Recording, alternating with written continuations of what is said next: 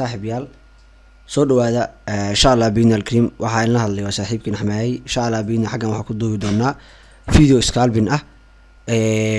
فيديو عصوا هذا دونا حبكة أو إسكالب جرينو قابك أو متخانة جرينو 1 minute كا 5 minute كا low 10 frames كا إن شاء الله فيديو كان وحي هذه نعمره رسول جرينو لكن فيديو كان ونصر تجلويدي سو بشر أوجد وحرجيني إن شاء الله أنا هذا كفاية دونتان كنا في دونتان سود هذا صاحب يال مرة يعني كل إيران هذا الك وحوار يا كهل دون أرتو حوي أنو مهمسن وحويان key elements كسوقة أو structure of market structure of market مركا كلها يوم محي structure of market وحوي سوقه إنه صدق عاب مد أمره إن سوقه إذا أو هذا uptrain وكر صعده أما downtrain كصعده أما sideways market وكتشرو مركو sideways market كتشرو محو سمينيا sideways market كتشرو سوقه بطم كان ما تبصنيو طب كان ما تبصنيو لو ميرود بكون حوريه يعني مركا سوق aan wax badan kuma daahino oo suuq qaab kan oo kale markuu yahay wax aad u fudud oo asay totally kama wada targareyn doono cross baa iska saarina insha Allah asay qaabka ugu targareyn waa ka hadlaynaa wax ay soo haray marka labadan waa xaway la firkooda si fiican u sharaxo marka labadan suuq markuu socdo uptrain markuu ku socdo downtrain muxuu sameeyaa maxaa ka firi karnaa weeyaan waxa u baahanahay waxyaala u baahanahay waxa weeye suuq markuu uptrain ku socdo muxuu sameeyaa suuqu meel low ka soo dhaqaa meel high u tagaa low high low sameystaa high u sameystaa new high low sameystaa high u sameystaa saas uu suuqu dhaqaa that means waa maxay waa uptrain formation waa suuq ku socdo uptrain oo kor u socdo any time frame noqon kara ana hada marka uptrain kan downtrain kan sideways ka sharaxayo kama hadlay low time frame ka ama minute kama hadlay kaliya any time frame for hour day weekly 1 hour any time frame suuqu wuxuu ku dhaqaa saddexda mid buu ku dhaqaa ama ranging buu ku jiraa ama downtrain buu ku socdaa ama uptrain buu ku socdaa waa formation of market way marka suuq marka asoo meel low a joogo meel low ka dhaqaa high uu tagaa high markuu tago waa low of market meesha ugu hooseysa suuqu u tago iyo meesha hadda uu tagay high ga hadda uu tagay daad markuu sameeyo maxaa soo ka soo karnaa waa maxay waa bush phase waxaan maxaa suuginaa marka exhaustion phase waa inuu suuqu nasasho soo sameeyaa nasashada uu soo sameeyay waa maxay maxaa la ayadana maxay noqonaysaa haddii nasashadan uu soo sameeyo uu jabsado korkii hore uu jabsado maxay noqonaysaa high low that means waa maxay kana maxay noqonaysaa high oo high ka sareeya la helay waa high marka waxaan u leeyahay qof walba inuu intaas fahansan yahay sidoo kale downtrain kan waxa weeye suuq meel high ah joogay waa meel low imaanayo ka bacdi wuxuu sameysanayaa low high ka bacdi new low and then low high new low high low and then intaasaas ku soconaya marka saa u jeedaanba low high low high marka suuq markuu downtrain ku socona waa san laakiin waxa soo haray marka suuqan sideways range suuqan oo u jeedna suuqa uptrain ku socdo maxaa ka raadinaa fursad baa ka raadinaa ilaa uu reversal soo noqonayo soo kala bedelayo oo jiha cusub sameysanayo marka uu downtrain ku socdo maxaa ka raadinaa fursad sare ka raadinaa ilaa uu jihada soo bedelanayo oo uptrain noqonayo marka sida insha Allah uga faa'iideysan oo arki doonaa marka intaas waxaan leeyahay waa isla fahanay conceptiga guud oo structure of market ka iyo qaabka suuq ku dhaqaaqo qaabka suuq ku socdo waa muhiim qof markuu ka targareynayo waa minute inuu mataqaanaa og yahay marka ka gudubna marka insha Allah waxa kalabaad oo ku xig doono waxa weeye waa patterns-ka patterns-ku waa maxay patterns-ka maxaa ka faa'iideynaa halka loo jeedaa umaleynaya patterns waxa weeye waa waxyaalaha suuqa cabirada suuqa ama nashqadaha suuqa nashqada suuq waa maxay macnaheedu waa maxay nashqada suuq qofku hadduu arko nashqada noocaasa ama baatanka noocaasa in suuqa uu isku diyaariyo inuu fursad suuqa ka raadiyo hadduu arki waayo fursadahaas in suuq banaanka ahaado weeye marka saddex marka 1 minute marka joogno annaga ahaanteena waxaa jira 3 button baa top noo ah. 3 button waxa weeye waa double top ama double button continuation oo ah maxaa ahaa ishaan iyo low high ama high low continuation ee ka saddexaad oo ah perfect break and retest. marka mid kasto ayay kamid ah si gaar ah u sharxi doonaa 3 button laakiin mid kasto asagana mataqaanaa ishaan si gaar ah marka in yar xaggan dul istaago mid kasta marka iyo mataqaanaa waxa in ka sharxi karo ka horeeyo waa maxay suuqu maxaa ku double top ama double button continuation ba ereyga marka way kala duwan yihiin marka ku dhaw double top double button iyo marka ku double top continuation macnaheedu waa maxay double top suuqa waxa ka raadinayaa suuqa marka ogaado suuqan inuu suuq ku socdo yahay trend down trend ama ku yahay bayaan maxaa up trend ka raadinaya marka ogaado suuq ku socdo up trend inuu yahay suuqan ba continuation double top ka raadinaya macnaheedu waa maxay suuqa marka hore ma aha suuq reversal kama raadinayo fursadaha noocaan kala ama double top ama double button tawa isla fahanaa umaleynaya sidoo kale high low iyo low high ayaguna waa sida kan oo kale suuq u jeedo inay ku socdaan up trend ama down trend oo hubsaday in jihadoodii ama up trend up high ama down high hadii down trend raadinaysid waxa ka raadinaysaa low high ba ka raadinaysaa hadii aad raadinaysid maxaa ahaa isheen up trend aad raadinaysid maxaa ka raadinaysaa high low ka raadinaysaa marka mid kasta marka kan high low ka raadinaysaa markuu suuq ku socdo up trend ku socdo markuu down trend ku socdo maxaa ka raadinaysaa low high ba ka raadinaysaa marka ka saddexaadna waa maxay waa break and retest waa maxay waa suuq area lagu celcelinayay area si loogu celcelinayay buu area jabsada break buu sameeyay break of structure buu sameeyay maxaa suginaa marka waxa suginaa structure-kii la jabsaday in lagu soo laabto mar labaad markii lagu soo laabto waa maxay ka bacdina intii qaato ka bacdina fursada ka sii faa'iideysto taasna waa maxay waa break and retest oo ah in suuq mataqaana meel uu jabsaday ama level uu jabsaday uu ku soo laabto ka bacdina intii marka ka qaadano marka waxa ku xigi doona waa maxay ayadana ka hadli doono waa patterns-ka marka xabad uga hadli doona patterns-ka wax ka horeeyo ka hadlaynaa maxay waa double top ama double button continuation marka double top ama double button ka horeeyo ka hormarno waa double top waa maxay pattern kaliya waxa laga raadiyaa waa ku yiraahday waxa ka raadinaysa suuqa ku socdo down trend oo aad soo sameeyay dhaqa at least soo sameeyay dhaqa 1 minute ah ka bacdi maxaa sugeynaa marka suuqi waxa jooga halka marka xogaa in ku tuso suuqi waxa jooga dhaqa soo sameeyay 1 minute ka bacdi level buu sameystay suuqan down trend inuu yahay baa arkay marka lacag suuqan oo kala fiir suuqan oo kale suuqan wuxuu ku socday up trend ku socday oo soo jabsaday marka the last wuxuu soo jabsaday maxaa ishaan high low soo jabsaday new low sameystay that means waa maxay suuqan new structure baa bilaamay oo down trend bilaamay high uu sameystay marka the first high uu sameystay suuqan kama qaadanayo laakiin maxaa qaadanaya confirmation suuq intuu ka dhaaqo meeshii inuu mar labaad igu soo laabto ka bacdi marka confirmation ka helo ka bacdina entry-ga qaato trade-ka qaato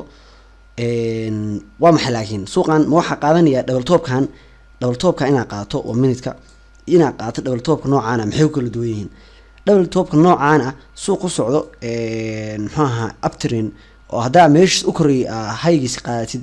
suuqa meeshan ku jabsan kara wuxuu minute kugu aadi karaa taas kugu sameyn karaa buy toos u aadi karaa laakiin markaan aragtay in suuqan trend ba raacaysa markaan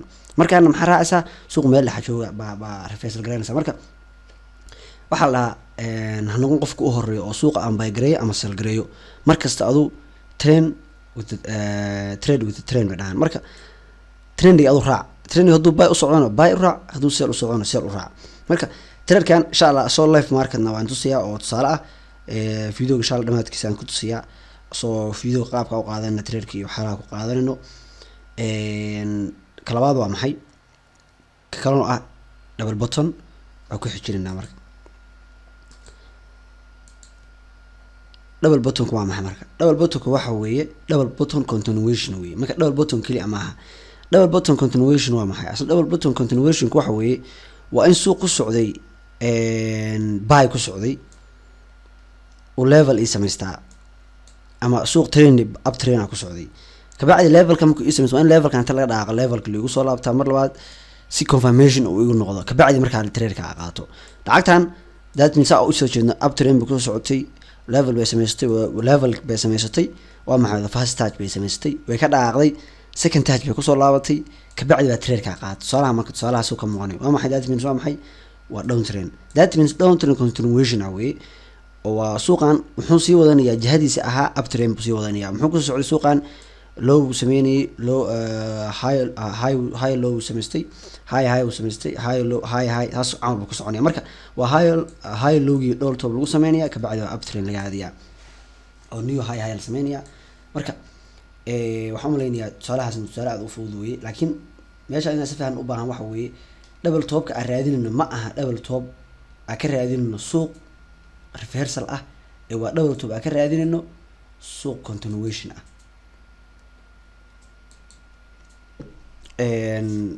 intii baatanka saddexaad oo ah baatanka aadka mataqaanaa ishii anuu hadda muddadan dambe aadka uga tirageliyo ah perfect break and retest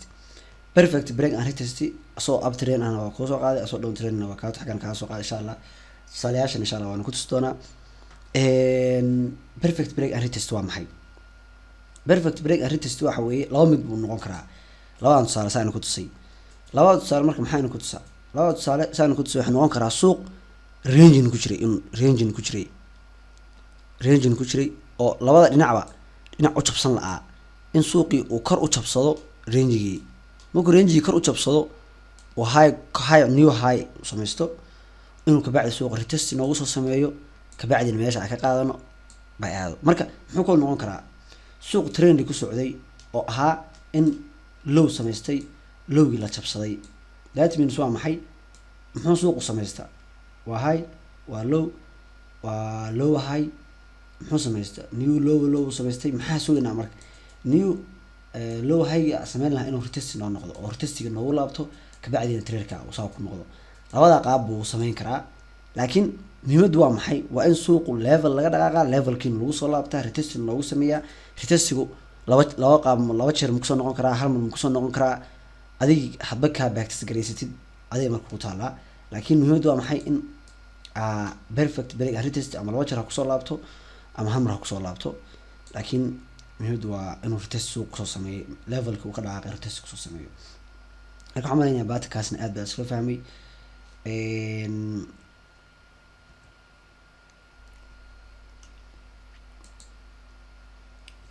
ka ku xigo ah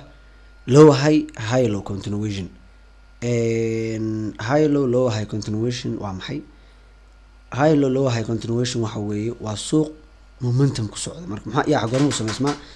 suuq markuu momentum ku dhaqaaqo inuu sameysto nasasho yar sameeyo nasashada intee kan dhal bay noqon kartaa hal kan dhal bay noqon laba kan dhal bay noqon kartaa ama saddex kan dhal ilaa iyo 5 kan dhal bay noqon kartaa marka muhiimadu waa maxay adigu waa in suuqu nasasho u sameeyaa kabacdina hal mar oo hadana momentum kala galaa sida tusaalayaashan ka muuqato muxuu sameeyay suuqan momentum soo sameeyay nasasho sameeyay nasashada yarta dhowr kan dhal weey kabacdi maxay sameeyaan new momentum bay sameeysaa waa muxuu sameeyay marka suuqan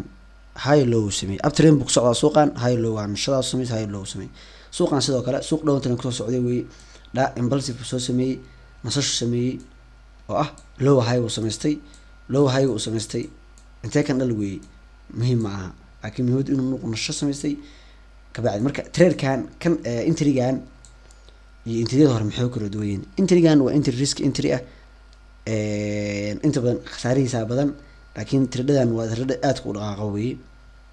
laakiin adigu markaas adadii inta kan practice garaysid oo kan aad kugu shaqeeyo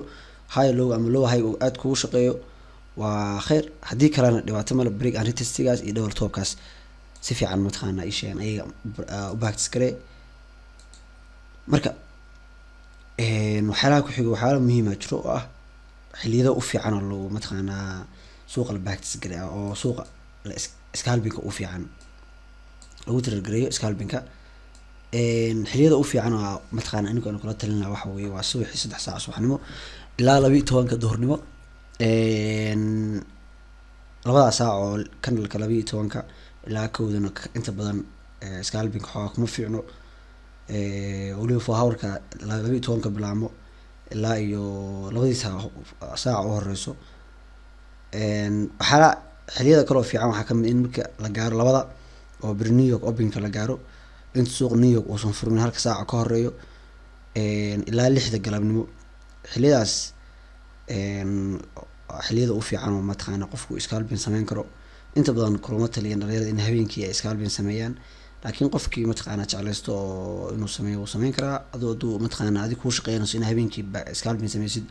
it's okay. muhiimadu waxa adi kuu shaqeynay maaha waxa aan kuu sheegayo. marka insha allah waxyaalaha kaloo aad muhiimka u ah u baahanay in ogaano waa maxay. marka oo minute ka tiragareyno lacagaha u fiican oo minute ka tiragareyn karno waa maxay. lacagaha u fiican oo minute laga tiragareyn karo waxa weeye Euro USD, Aussie USD, USD JPY, GU, GJ. marka maxaa lacagahan ku doortay? lacagahan waxa ku doortay waxa weeye maadaama aanu inta badan lacagahan abactis gareeyay weeyaan, laakiin hadii lacaga kale abactis gareysay ay ku shaqeeyaan it's okay. laakiin kuwan aniga waxa ku doortay waxa weeye maadaama abactis gareeyay weeyaan. marka bactis wax ka muhiimsan male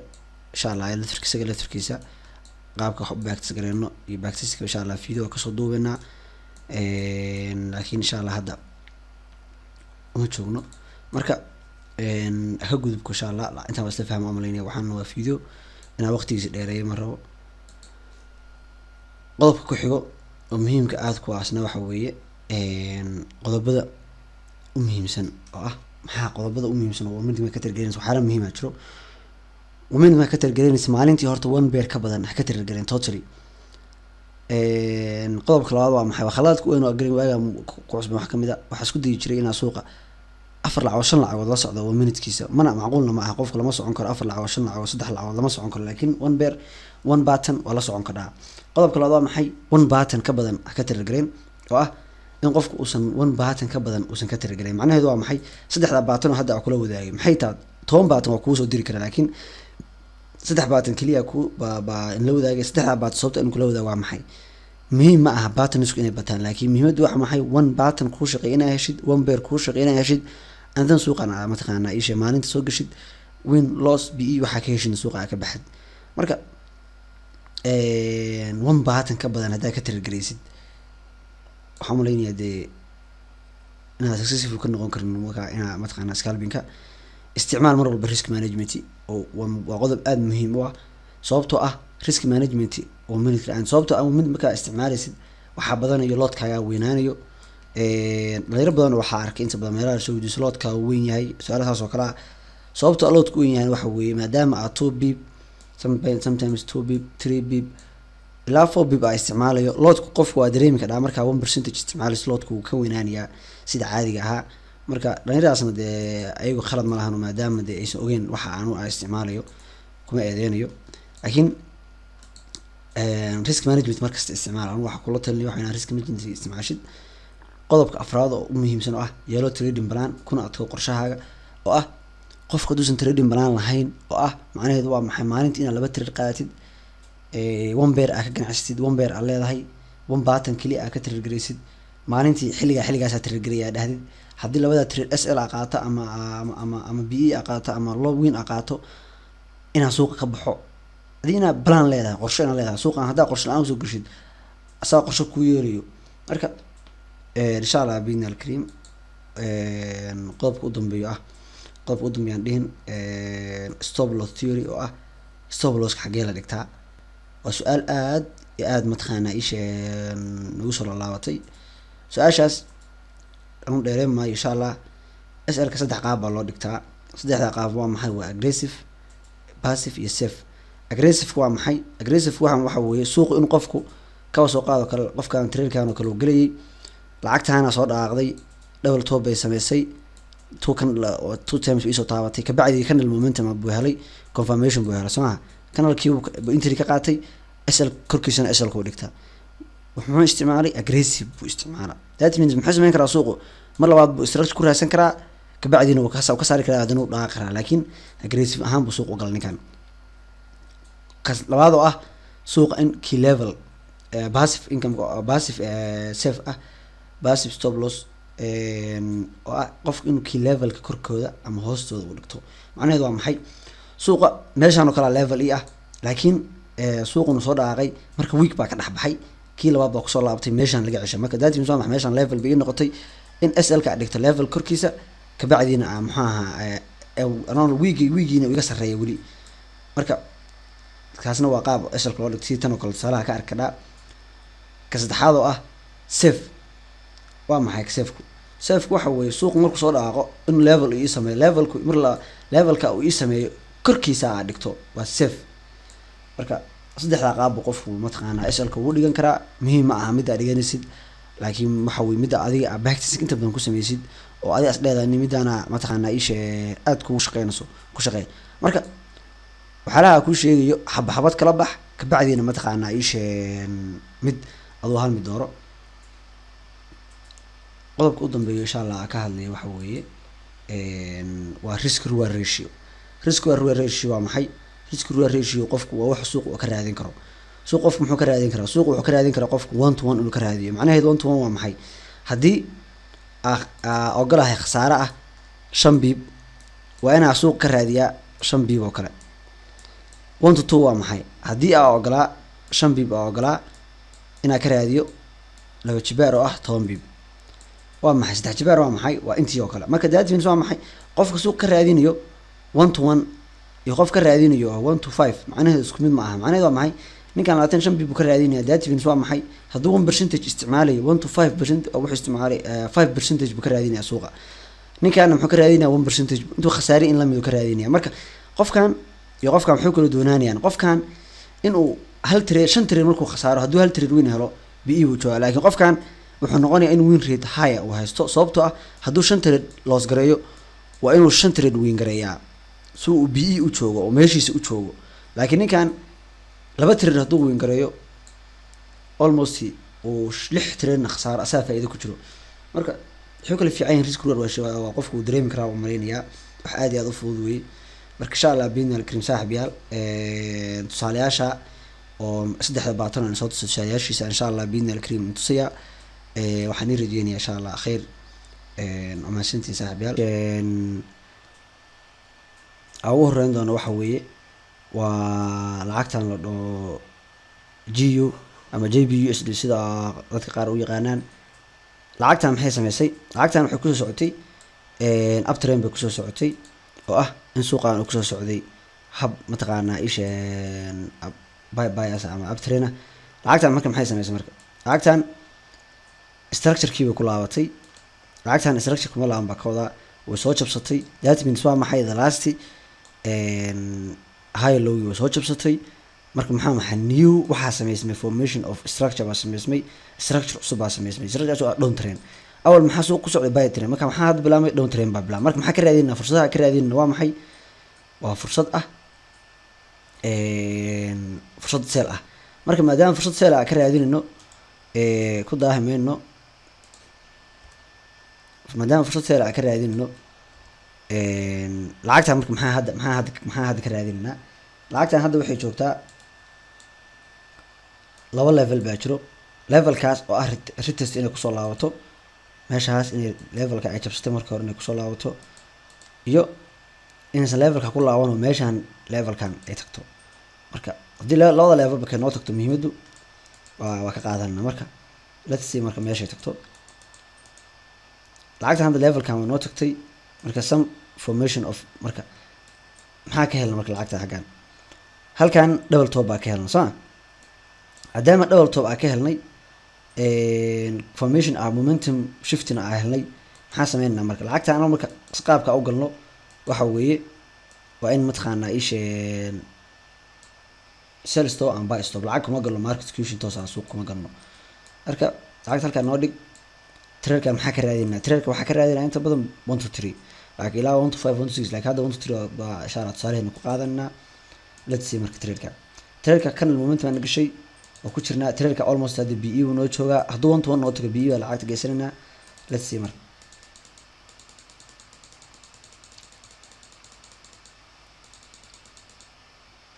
okay trade-ka marka muxuu noogu dhacay 1 to 3 xoog noogu dhacay. marka trade-ka waxa ku qaatay waxaan leeyahay wax aad iyo aad u fudud weeye oo ah tusaale aad iyo aad u fudud weeye. waa maxay? muxuu sameeyay in structure-ka mar labaad lagu soo laabto, structure-kaasna aan la aadin. muxuu sameeyay formation of ah in suuqa halkan mar labaad laga ceshay momentum laga soo sameeyay. suuqan hadduu igelin lahaa SL siin lahaa ma ka xumaan lahaa may maxaa ka sugi lahaa? halkan ka sugi lahaa ka bacda halkaas trade ka qaadan lahaa. muhiimadu maaha traderka inaad lose garaysid inaad win garaysid, muhiimadu waxa maxay waa inaad system ku shaqeeya aad samaysatid. marka wuxuu noqon doonaa tusaalaha labaad oo ah double button. kii hore maxaa kasoo qaadnay double top baa kasoo qaadnay, kana waa tusaalihii labaad oo double button ah. suuqan wuxuu ku socdaa suuq waxa weeye uptrainer ku socda weeye. saa ujeedno wuxuu sameysanayaa formation of high low. marka halkan muxuu ii sameeyey high low ii sameeyey, maadaama high low ii sameeyey calaamasada marka levelkayga. marka halkan maxay ii noqonaysaa marka waa level aad muhiim igu noqonaya aniga. levelkan muxuu muhiim igu noqon, levelkan lacagta inay igu soo laabataa ka rabaa, kabacdin iga tusta formation of in suuqan buy kusii socon karo ama candlestick ama wada waxa marka ama habdhaqan ama mataqaanaa market behavior muujinaya in suuqa halkan mataqaanaa waa halkan ka dhaaqi karo. marka waa ujeedaa oo malaynayaa hadda maxaa ujeedaa laba wax baa ujeedaa ah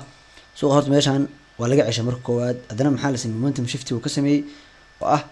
buy bias. marka lacagta halkaas ka qaadanaya waxaa ku qaadanaya almost 3 bip trade halkaas ka qaadanaya, waxaana ka raadinaya 1 to 3. marka let's see marka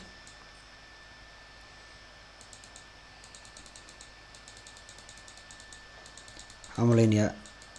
traderka mar hadduu halkaan noo tago waa maxay anaga BE uu noo joogo, hadduu naga soo laabto wuxuu nooga saaraya safe baan nahay almost TB uu noogu dhaca maasha Allah. marka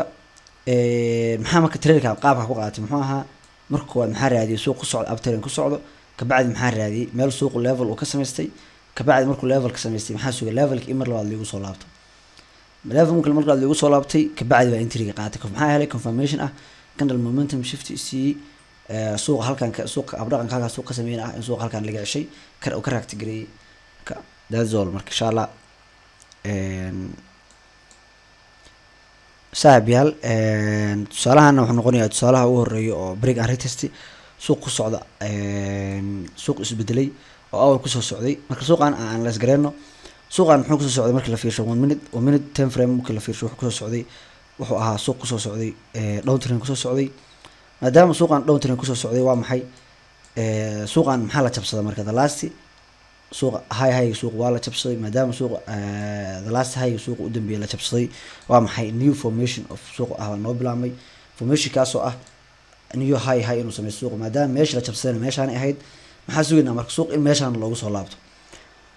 waa maxay marka candleka traderka maxaa noqonaya waa break and retest abta suuq kor u socdaa marka helna meeshaan marka maxaa raadinaa formation ah candle buy. marka maxaa helna marka candleka waa helnay suuq waa sii dhiganaa marka traderkeena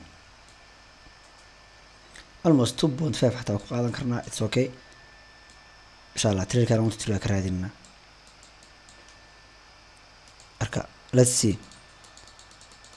trader marka halka noo tigo 1 noo tigo BE uu noo jooga traderkeena. marka let's see marka traderka meeshu aado xamareynaya macnaheedu waa marka suuqa halkan waa maxay trendigi ka suganay suuq sameey high buu noo jabsaday. that means suuqa muxuu sameynayaa waa xawayaan waa low of market high low high. marka suuq muxuu sameyn karaa waa high low high haddii kalena inuu meeshaan faalig uu soo laabto uu BE nooga saaray. it's okay marka arkana wuxuu sameeyo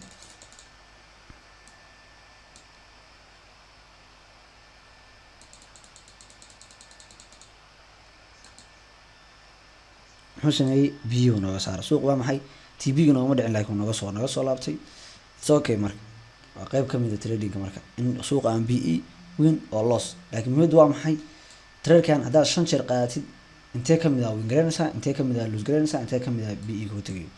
marka iskaasna waa tusaalo entrygan waxa weeye waa ambatakan waa break and retest suuq down trend ah. suuqan muxuu ku soo socday uptrend buu ku socday high uu samaystay. this was the last high low suuq u dambeeyay waa kan. marka muxuu sameeyay marka momentum cusub uu samaystay oo new formation of matqaana inuu suuqii high low u dambeeyo oo trend ku socdo oo valgareeyo oo new structure sameeyo new low samaystay. marka new low haduu sameeyo suuq maxaa ka suganaa in suuq horta inuu meesha retest noogu sameeyo ama low high sameeyo. marka sidaa ka rajayno in retest noo sameeyo. let's see marka wuxuu noo sameeyo lacagta waxaa kasoo in levelka noogu laabto. lacagta levelka noogu laabatay almost weli confirmation qurux badan baa ka haysanaa oo ah suuq inuu meesha noogu laabtay candle week rejection lagana soo ceshay that means waa maxay suuqa haddii laga cesho meel hadduu level yimaado week rejection uu ka sameeyo macnaheedu waa maxay suuqan korka meeshaan uu jibsan waayo meel level adag buu kusoo aaday marka maxaa ka sugaynaa new in suuqa baa selleriska awood kusoo yeeshaan maxaa helna marka momentum shift waa helna candle awood leh oo sell ah that means marka suuqa asii dhigano SLKna asii dhigano 3.5 let's see marka traderkan lacagta waa noo fadhay almost BE lacagta noo joogtaa 1.3 geen ageysano